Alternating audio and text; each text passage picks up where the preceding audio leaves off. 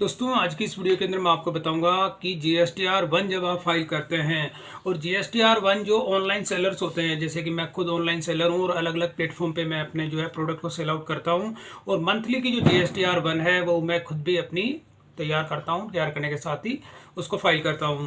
तो यहाँ पर मैं आपको कुछ गाइडलाइन आपको यहाँ पे बताऊंगा, क्योंकि आपके काफ़ी मुझे कमेंट्स मिले थे कि TCS की जो एंट्री होती है GST पोर्टल पे अपडेट नहीं हुई है। तो बेसिकली मैं आपको ये बता दूं कि TCS की जो एंट्री होती है जितने भी प्लेटफॉर्म है उसकी 7 तारीख से लेकर 10 तारीख के बीच में अपडेट हो जाती है। और GSTR 1 जब आप फाइल करते हैं तो उसकी लास्ट डेट होती है 11, जो हर महीने की 11 तारीख होती है। तो आपको ऑलमोस्ट यानी कि 9 से 10 तारीख तक आपका जितने भी प्लेटफॉर्म आपके होते हैं उन सब में आपका TCS जो होता है यानी कि TCS की एंट्रीज आपको पोर्टल पे देखने को मिलती है। तो यहाँ पर आप देखेंगे मैंने अपना GST का पोर्टल है वो लॉगिन किया हुआ है और इसके अंदर आपको जो TCS होता है, TCS से मतलब ये होता है कि जैसे यहाँ पर आपको जब GSTR 1 आप फाइल करते हैं तो फाइल करने से पहले आपको यहाँ पर एक समरी बनानी होती है। तो ये मेरी जो समरी है नवंबर महीने की मैंने समरी बनाई है। अलग अलग मेरे प्लेटफॉर्म है, अमेजोन पे, फ्लिपकार्ट पे, ग्लोरोड पे, मीशो पे और मेरा अपना खुद का जो स्टोर है SS डिजिटल इंडिया उसकी। तो यहाँ पर आपको जो रिपोर्ट आप बनाते हैं और ये रिपोर्ट आप कैसे क्रिएट करते हैं ये मैं अपनी प्रीवियस वीडियो के अंदर इसको कंप्लीट मैं आपको बता चुका हूँ। तो यहाँ पर आपने जो रिपोर्ट आप बनाते हैं, बनाने के साथ ही उसका डाटा आप कैसे चेक करेंगे ये मैं अपनी प्रीवियस वीडियो के अंदर भी आपको बता चुका हूँ। लेकिन आज मैं स्पेशली वीडियो इसीलिए बना रहा हूँ कि जब कभी भी आप अपनी GSTR 1 की रिपोर्ट जब जनरेट करते हैं यानी कि समरी अगर आप तैयार करते हैं तो पोर्टल पे उसको फाइल करने से पहले उस एंट्रीज को आप चेक कर लें। और चेक करने का क्या प्रोसेस है वो प्रोसेस भी मैं आपको अभी इस वीडियो के अंदर बताऊंगा। और जब भी मैं अपनी GST की कोई भी जो R1 और 3B जो होता है यानी GSTR 1 की कोई भी वीडियो मैं आपको बनाता हूं तो उसके साथ ही आपको ये गाइडलाइन भी पहले ही बता देता हूं कि आपने जो समरी जनरेट की है उस समरी को आप पोर्टल पे कैसे चेक करेंगे। तो यहाँ पर बेसिकली जो ये समरी मैंने बनाई है, अब इस समरी की जो है आपको पोर्टल पे चेक करना है कि ये जो डाटा आपका यहाँ पे आया है वो करेक्ट है या नहीं है। तो ये समरी मेरी नवंबर महीने की है, GSTR 1 मैंने अभी फाइल नहीं किया है। तो अब मैं ये जो समरी है इसको चेक करूंगा पोर्टल के थ्रू। तो पोर्टल पे यहाँ पे मैंने लॉगिन किया हुआ है और इसमें आपको सर्विसेज के अंदर आना है। जैसे आप सर्विसेज पे क्लिक करेंगे तो यहाँ पे होता है रिटर्न्स और रिटर्न्स के अंदर होता है TDS and TCS credit receive, आपको इस पर क्लिक करना है। तो जैसे आप इस पर क्लिक करते हैं तो यहाँ आपको फाइनेंशियल ईयर सेलेक्ट करना है, जैसे 23-24 है फाइनेंशियल ईयर और इसमें नवंबर मंथ की आप जो GSTR 1 फाइल करते हैं वो मंथ आपको सेलेक्ट करना है। और सेलेक्ट करने के साथ जैसे मैंने मंथ सेलेक्ट किया और मैं करता हूँ सर्च, इसमें से आपको यहाँ पे करना प्रिपेयर ऑनलाइन। तो जैसे आप प्रिपेयर ऑनलाइन पे सेलेक्ट करते हैं, सेलेक्ट करने के बाद में आपको यहाँ पे ऑप्शन सेलेक्ट करना TCS क्रेडिट रिसीव। तो जैसे आप इस पर क्लिक करते हैं तो क्लिक करने पर आपको यहाँ पर देखेंगे कि कल तक इसमें कोई डाटा अपडेट नहीं था। कल का मतलब आज अगर आप देखेंगे 8 दिसंबर की डेट है तो 8 दिसंबर को यहाँ पर आप देखेंगे अमेज़ोन का डाटा यहाँ पे आ चुका है और यह मीशो का डाटा आ चुका है और इसके साथ ही ग्लोरोड का डाटा भी यहाँ पे आ चुका है। यहाँ पे अभी आप देखेंगे कि एक मेरा प्लेटफॉर्म रहता है फ्लिपकार्ट की एंट्री इसमें अभी अपडेट नहीं हुई है। इसके लिए आपको कल तक का वेट करना होगा और कल तक भी नहीं होता तो यानी परसों आपका 101% है कि इसके अंदर फ्लिपकार्ट की एंट्री भी आपको देखने को मिलती है।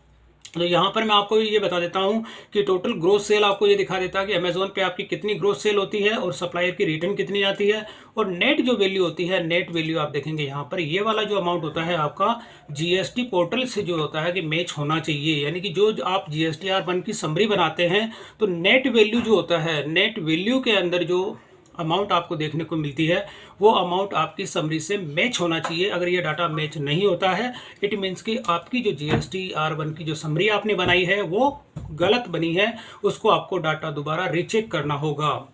अब यहाँ पे जैसे मैं बता देता हूँ 3 मेरे अभी जो प्लेटफॉर्म का डाटा आ चुका है, अमेज़ोन का, मीशो का और ग्लोरोड का। तो अब यहाँ पर मैं अपनी समरी भी आपको दिखा देता हूँ। समरी के अंदर सबसे पहले अमेज़ोन की मेरी जो समरी आ रही है 36,228 रुपये 40 पैसा।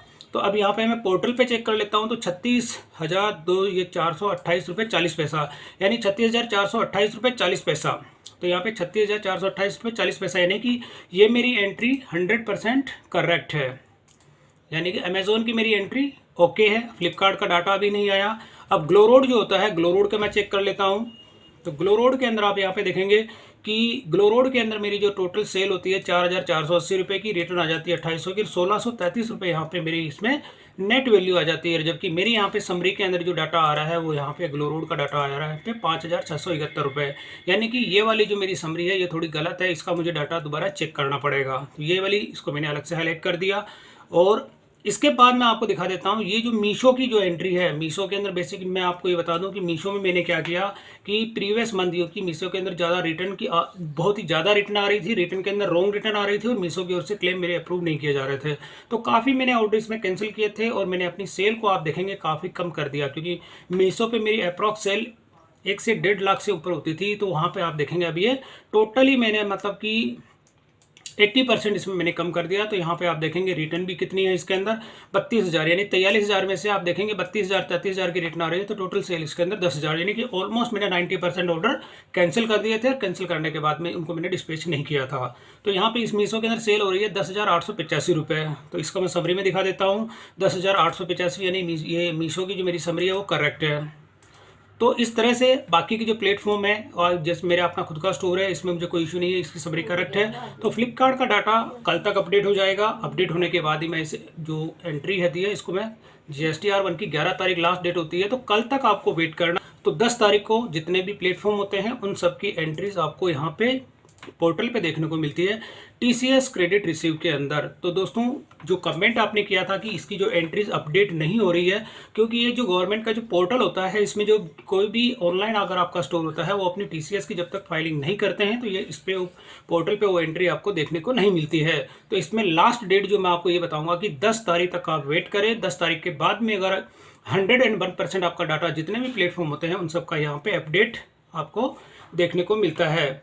और ये समरी चेक करने के बाद यानी कि फाइनल डाटा जो आपका होता है नेट वैल्यू वाला ये वाला, तो यही डाटा आपका फाइनल बना जाएगा। इसी डाटा के हिसाब से आप अपनी GSTR1 को फाइल करें। मैं अपनी हर वीडियो के अंदर आपको यही बताता हूँ कि TCS के अंदर जाके अपना डाटा चेक कर लें और डाटा चेक करने के साथ ही जो भी आप अपनी GSTR1 फाइल करें तो ये वाला डाटा आपका फाइनल होता है। अगर इससे आपका डाटा मैच नहीं होता तो उस डाटा को आप दोबारा रीचेक करें और समरी को दोबारा आप जनरेट करें। अगर दोबारा से आप जनरेट नहीं करते तो डाटा आपका मिसमैच होगा और आपकी GSTR1 गलत फाइल हो जाएगी। तो दोस्तों ये GSTR1 का कुछ गाइडलाइन थी और इसी गाइडलाइन के अकॉर्डिंग आपको अपना डाटा चेक करना है। अगर डाटा मिसमैच होता है तो उसको आपको दोबारा रीचेक करना है। तो ये GSTR1 आपको फाइल करने से पहले कंप्लीट मैंने आपको इसकी पूरी गाइडलाइन आपको बता दी है। प्रीवियस वीडियो के अंदर भी मैंने आपको यही बताया था कि जब भी आप अपनी GSTR1 फाइल करें तो TCS क्रेडिट रिसीव के अंदर सारी एंट्री आप अच्छे से चेक कर लें। ये एंट्रीज अगर आपकी फाइनल है तो आपका यानी कि डाटा अगर मैच हो जाता है तो इट मीन्स आपका समरी करेक्ट है, उसको आप अपनी GSTR1 में फाइल कर सकते हैं। तो दोस्तों वीडियो पसंद आई तो इसे लाइक और शेयर जरूर करें और मेरे चैनल को सब्सक्राइब करना ना भूलें।